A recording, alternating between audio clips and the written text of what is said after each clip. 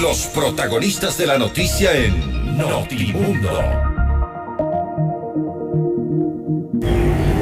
Y a esta hora damos la bienvenida al doctor Íñigo Salvador, Procurador General del Estado, para hablar sobre algunos temas de interés nacional y que han sido tratados durante estas últimas semanas. El caso del diario El Universo, uno de ellos, también la ley de repetición y un nuevo modelo de gestión que ha sido propuesto ya desde el año pasado por parte de la Procuraduría General del Estado. Doctor Salvador, muy buenas noches. Fausto Yepes le saluda. Bienvenido a Notimundo Estelar.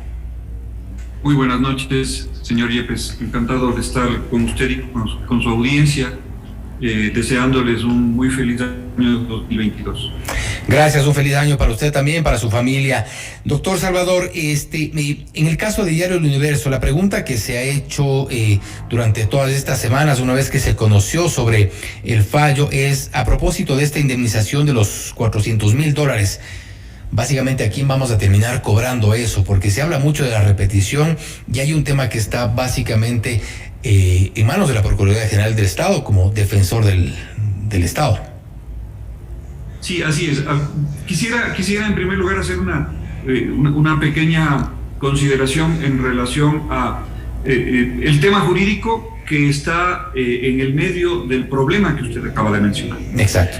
La Corte Interamericana, cuando establece que el Estado ecuatoriano es responsable internacionalmente por la violación a la libertad de expresión del señor Palacio y de los directivos del diario El Universo, señores Pérez, lo que está diciendo es: el Estado ecuatoriano, como parte de la Convención Americana de Derechos Humanos, tiene que responder por esta violación. Y por lo tanto es el Estado ecuatoriano el que tiene que pagar a las víctimas. Pero claro, el Estado ecuatoriano no es el que cometió la violación a nivel interno como Estado ecuatoriano, sino que fueron funcionarios de ese Estado los que, a través de sus incumplimientos y violaciones, hacen que el Estado ecuatoriano sea declarado responsable. Funcionarios en representación del Estado para ese momento. ¿Perdón? Funcionarios que representaban al Estado para ese momento. Funcionarios estatales, exacto. Estatales, que realizaron estos actos que determinaron que el Estado ecuatoriano sea condenado como responsable de estos actos. A través del proceso de repetición, lo que se pretende es que esa responsabilidad del Estado ecuatoriano sea individualizada a aquellos que son los responsables en última instancia de esos hechos. La sentencia de la Corte Interamericana menciona algunos nombres. Esos nombres son fundamentalmente los jueces de los 3 tribunales que participaron en este desaguisado. El juez de primera instancia, que es el que impuso la sanción de los $30 millones en contra de... ¿Nos referimos a qué juez? Pongamos nombres.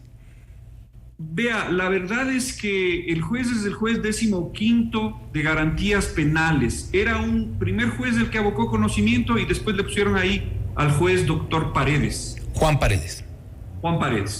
Luego están los jueces de segunda instancia de la Corte Provincial, de la Sala de lo Penal de la Corte Provincial del Guayas. Los nombres no me los recuerdo en este momento, lo lamento mucho. Y finalmente están los jueces de la Sala de Casación, que desechó el recurso de casación interpuesto por el señor Palacio y los señores Pérez. Pero también la sentencia de la Corte Interamericana señala la vigorosa, por decirlo menos, intervención del entonces presidente de la República, que aparecía como un simple denunciante, un simple acusador particular en este delito de injurias graves calumniosas contra autoridad pública, que era obviamente el señor Rafael Correa. Lo que corresponde hacer, de acuerdo con la normativa actual, es a través de un proceso administrativo que deberán llevarlo adelante las entidades directamente involucradas. Una vez que el Estado ecuatoriano haya hecho la totalidad del pago de la indemnización, una investigación interna dentro del Consejo de la Judicatura para los jueces y muy probablemente la Presidencia de la República en cuanto a la intervención del señor Rafael Correa y cualquier otro funcionario público que haya podido. ¿Cuánto tiempo, doctor Salvador, podría tomar esta determinación de responsabilidades de este proceso de investigación que, bueno, claramente no debería tomar demasiado tiempo, tomando en cuenta que sabemos nombres y apellidos, sabemos instancias, sabemos qué jueces, sabemos cómo, cuándo y por qué? Verá, el kit del asunto en este momento está en el pago de la indemnización. El pago de la indemnización, de acuerdo con la normativa vigente actualmente, le corresponde gestionar a la Secretaría de Derechos Humanos, directamente frente al Ministerio de Economía y Finanzas. El momento en que ese pago se haga en los montos sí establecidos por la Corte Interamericana, que son 270,000 por daño material y 230,000 por daño inmaterial al señor Emilio Palacios, que dan un total de $200,000. Y al diario El Universo son otros $100,000. El momento en que se ha hecho ese pago de los $400,000, comienza a decurrir el tiempo para que se realice dentro de estas entidades la investigación interna. Esta investigación interna no debería durar más allá de 20 días, que es el plazo que establece la ley. A veces ese plazo es demasiado corto. En una situación como esta, algunos nombres están claros, otros habrá que determinarlos. Y con ese informe, esas entidades tienen que iniciar el juicio de repetición ante el Tribunal Contencioso Administrativo. Ahora, el proceso ante el Tribunal Contencioso Administrativo puede durar entre 2 y 3 años probablemente. Doctor Salvador, ¿cuál es la garantía que podría tener la gente, los ciudadanos como tal, una vez que se ve este tipo de sentencias donde el Estado tiene que pagar o indemnizar a ciudadanos por actos irregulares ocurridos durante gestiones anteriores? Estamos viendo ya por estas semanas lo que ocurrió con los jueces destituidos en 2019. Ahí se habla también de un pago, de una indemnización, de una reparación, que al final terminará en lo mismo, el Estado erogando dinero a favor de gente que ha sido vulnerada en sus derechos, pero por responsabilidad de terceros, de exfuncionarios. ¿Hay algún caso históricamente de repetición que se haya cumplido en nuestro país? No, porque no ha habido la voluntad política de llevarlo adelante. ¿Hay ahora la voluntad política? Definitivamente. Fíjese usted, tanta voluntad política hay, y no porque se trate de estos casos, porque la verdad es que la repetición, que en definitiva no es otra cosa que quienes tuvieron la responsabilidad inicial paguen al Estado lo que el Estado ha tenido que desembolsar. Devuelvan al Estado lo que el Estado ha tenido que pagar, exacto. Pero pues que además hay que decir otra cosa, y es que nosotros hablamos del Estado, y al hablar del Estado en realidad estamos despersonalizando el tema. Es plata de todos los ecuatorianos, es plata suya, es plata mía, es plata del más humilde de los ecuatorianos, que es el dueño de los recursos del Estado, ¿no es cierto? Entonces, yo le decía, tanta es la voluntad política actual que he presentado el proyecto de ley en julio pasado, ley orgánica de repetición, para evitar justamente que los trámites estén tan dispersos, que haya tanta posibilidad para los abogados de estas personas a las cuales se está exigiendo que reembolsen al Estado, que utilicen todos los posibles incidentes y dilaciones y tanta cosa para evitar pagar. Y esa era precisamente, doctor Salvador, establecer un solo procedimiento, un solo juez competente, un solo cuerpo normativo para que no haya toda esta dispersión que facilita la impunidad. Ese es en todo caso la necesidad y la urgencia de promover una ley de repetición, porque de momento el marco legal existe para poder aplicar eso. Usted dice que no ha habido voluntad para hacerlo. ¿Es necesario entonces una ley para que esto sea un trámite mucho más expedito y poder cobrar a quienes corresponde cobrar? Señor Yepes, yo creo que la dispersión de las normas la proliferación de posibles trámites a seguir y jueces ante los cuales demandar el tema de la repetición puede haberse debido a una suma ignorancia de los legisladores a lo largo del tiempo, o puede haberse debido a un designio deliberado en los últimos años para evitar el pago de la repetición. Lo que tenemos ahorita no nos sirve. Por lo tanto, tenemos que normar eso de una manera en que todas esas normas queden derogadas y entre en vigencia una norma fácil, simple, que respete las garantías del debido proceso. Por supuesto que sí. No queremos que paguen personas que no tienen responsabilidad, pero queremos que paguen las que tienen que pagar. Y con la normativa actual eso no es posible, lamentablemente. Lo propio se aplicaría, por ejemplo, en casos que ya tienen historia, el caso Quintana Cuello, que también Ecuador entregó varios millones de dólares en favor de ex jueces destituidos y también ex vocales del Tribunal Constitucional para entonces. Sí, yo me ocupo de los casos que me ha tocado asumir como Procurador General del Estado y que todavía no hayan prescrito. Hay muchos casos del pasado que lamentablemente la acción ya ha prescrito y que no es imputable a la Procuraduría General del Estado o en todo caso a mi periodo en la Procuraduría General. ¿Cuáles, por ejemplo, para mencionar alguno?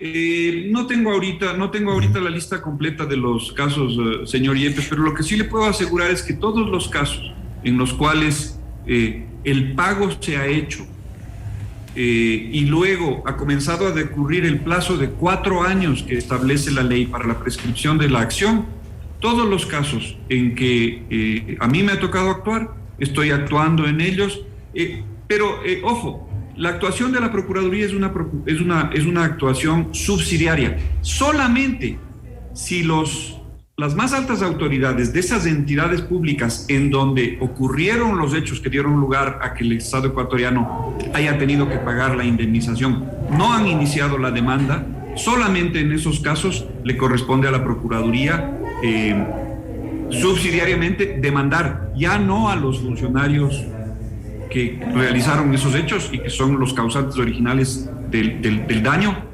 sino a esa más alta autoridad. Perfecto.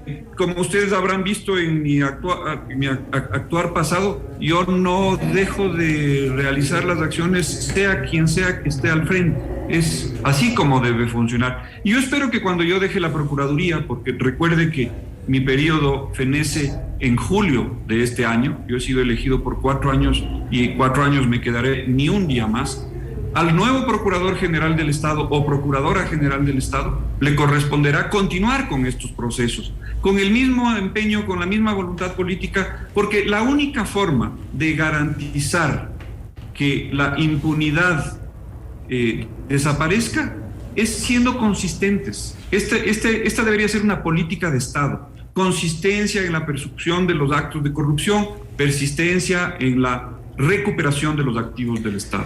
Dejando de lado los casos que podrían estar prescritos, ¿cuál es el monto recuperable en casos de repetición que podrían ya estar impulsándose, algunos o otros por impulsarse por parte de la Procuraduría? ¿Cuántos, no sé si en monto, se podría recuperar de estos casos? La verdad es que no tengo el monto. Yo me comprometo formalmente ante usted a hacerle llegar esa información. Tome en cuenta que los casos que el Estado tiene que repetir contra funcionarios públicos son numerosísimos y de la más variada índole. Tenemos los arbitrajes internacionales. Ahí los montos generalmente son millonarios. Piense usted el caso Perenco, solo en el caso Perenco estamos hablando de cerca de 400 millones de dólares. Tenemos todos los otros arbitrajes de esta misma raigambre, que son el de Murphy, que son el de Burlington. Tenemos el caso Oxy. El caso Chevron. Son millones, terminan siendo millones de dólares. Pero además tenemos sentencias de la Corte Interamericana de Derechos Humanos en otros casos. Tenemos laudos arbitrales locales en donde el Estado es condenado, juicios en donde el Estado es condenado por actos ilícitos deliberados o negligentes de parte de funcionarios públicos. Entonces, el monto yo no se lo puedo decir porque lo desconozco, o en todo caso no lo tengo actualizado. Me comprometo formalmente a hacérselo llegar. Pero si sumamos casos Chevron, casos Perenco, los casos de exfuncionarios o algunos incluso funcionarios actuales que habrían incurrido en este tipo de faltas, estamos hablando de varios cientos de millones de dólares eventualmente. Estamos hablando de varios cientos de millones, sin duda, sin duda. ¿El caso Chevron en qué estado está? El caso Chevron estamos todavía en la fase 3 del procedimiento arbitral. La fase 3, usted recordará, es la fase en la cual se establece el monto de la indemnización que el Estado ecuatoriano deba pagar a la empresa Chevron. Recuerde usted que en agosto de 2018 salió el laudo de la fase 2, que es la fase de responsabilidad. En esa fase, el Tribunal Arbitral determinó que el Estado ecuatoriano era responsable por denegación de justicia a la compañía Chevron. Entonces, el Estado ecuatoriano, esa responsabilidad ya está determinada. Ahora hay que ponerle un monto. Ese proceso probablemente, esa fase probablemente culmine a fines de este año, mediados del año próximo. Esto un poco para poner en contexto y que la gente que nos escucha a esta hora sepa el caso Chevron. La sentencia fue dictada en contra de Chevron en el 2011 por la Corte Provincial de Sucumbíos y se ha dicho, de acuerdo a las investigaciones que se realizaron, que se trató de un acto abiertamente de corrupción, esta sentencia, donde se investiga inclusive eventuales o posibles pagos a abogados, jueces y operadores de justicia dentro de este proceso en nuestro país. El caso Chevron, como usted bien dice, versa sobre eso, versa justamente sobre la licitud de la sentencia de Lago Agrio del año 2011. El Tribunal Arbitral, basado en una serie de procesos que se realizaron en los Estados Unidos, llegó a determinar que esa sentencia había sido fraudulenta. Hubo grabaciones, hubo delaciones, exhibición de correos electrónicos inclusive. Así es. Y si usted sigue Twitter, por ejemplo, esa es una pelea entre la empresa y los demandantes que sigue por cuerda separada. Quiero decir, por cuerda separada en redes sociales. En el ámbito estrictamente jurídico, nosotros como Estado ecuatoriano estamos defendiendo la posición del Ecuador para tratar de reducir al máximo el monto de la indemnización, puesto que en el ámbito del establecimiento de la responsabilidad del Estado ecuatoriano ya todo está dicho. Bueno, quizás no todo, falta que un tribunal de última instancia en los Países Bajos se pronuncie sobre una solicitud de anulación que nosotros presentamos en el mismo año 2018 y que todavía no concluye. Señor Procurador, sí, para finalizar únicamente, usted hablaba sobre un nuevo modelo de gestión. De esto ya se habló hacia finales del año pasado, más alrededor de noviembre del 2021. Ahí un poco lo que pretendían es que el Estado reciba el menor número de demandas y que de ellas gane el mayor número de demandas. No obstante, hasta el momento, de lo que más o menos se ha logrado ver, o al menos tiene esa fama, el Estado de ser el gran perdedor. ¿Cómo hacer este nuevo modelo de gestión para que el Estado ecuatoriano no sea el que pierde siempre? Sí. Bueno, esta fama de ser el eterno perdedor es una fama mal ganada en realidad, porque buena parte de los procesos locales incoados contra el Estado, cerca de un 70% la Procuraduría y las entidades públicas los ganan. Claro que esos procesos, en términos, cada uno de esos procesos comparativamente con los grandes procesos arbitrales son prácticamente insignificantes, pero tomados en su totalidad estamos hablando de un contingente pasivo de superior a los 50,000 millones de dólares. De estos 50,000 millones de dólares, el porcentaje de éxito de la Procuraduría es de cerca del 70%. Entonces, reduzca usted esos 50.000 millones de dólares en un 70%. No es lo que ocurre en los juicios o en los procesos emblemáticos, los que son inclusive de los cuales está pendiente la opinión pública en general. Los grandes procesos de los cuales está pendiente la opinión pública son los enormes arbitrajes internacionales. Ahí la historia es distinta, a pesar de que tampoco es tan grave como se quiere pintar. Aproximadamente un 50% de los procesos se ganan y un 50% de los procesos se pierden.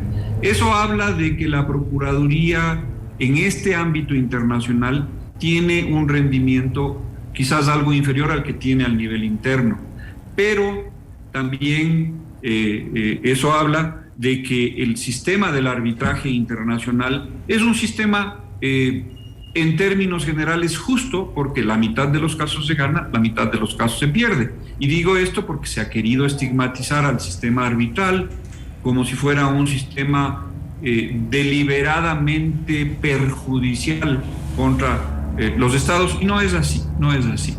El nuevo modelo de gestión pone énfasis en la parte preventiva, porque el negocio del Estado no es litigar, el negocio del Estado no es pagar a grandes estudios jurídicos extranjeros, ni tampoco pagar indemnizaciones a contratistas estatales. El negocio del Estado, utilizando la palabra negocio en términos absolutamente latos, es decir, generales, el negocio del Estado es velar por los derechos de los ecuatorianos y proveerles de bienes y servicios de calidad que permitan el disfrute de esos derechos. En vez de estar pagando abogados, en vez de estar pagando indemnizaciones, más bien paguemos en buenos servicios y en disfrute de derechos. Y eso no solamente se puede lograr teniendo el menor número de juicios posibles. Y la única forma de evitar que haya tanto juicio contra el Estado es capacitando a los funcionarios públicos, particularmente a los de los servicios jurídicos de las entidades públicas, capacitándoles en la ley. Perfecto. Un funcionario que conoce la ley es un funcionario que la aplica bien. Y una ley bien aplicada evita conflictos. Esperemos. De modo que ese es un poco el esquema del nuevo modelo de gestión, un esquema en que la Procuraduría pasará a liderar un cuerpo del Estado, siendo estos procuradores los actuales funcionarios jurídicos de todas las entidades públicas, que pasarán a depender en términos funcionales, más no administrativos ni financieros, de la Procuraduría General del Estado. Con eso pretendemos evitar conflictos y en los que lleguen a generarse y que tengan que ir a tribunales, evitar regresos, manejarlos con mucha más capacidad, ganarlos. Perfecto. Listo. Le agradecemos mucho, señor procurador. Una buena noche y gracias por estar con nosotros. A usted, señor Hiel. Muy buenas noches. Ha sido el doctor Íñigo Salvador, Procurador General del Estado, hablando sobre varios temas relacionados principalmente a la defensa del Estado. Esto es Notimundo Estelar. Siempre bien informados.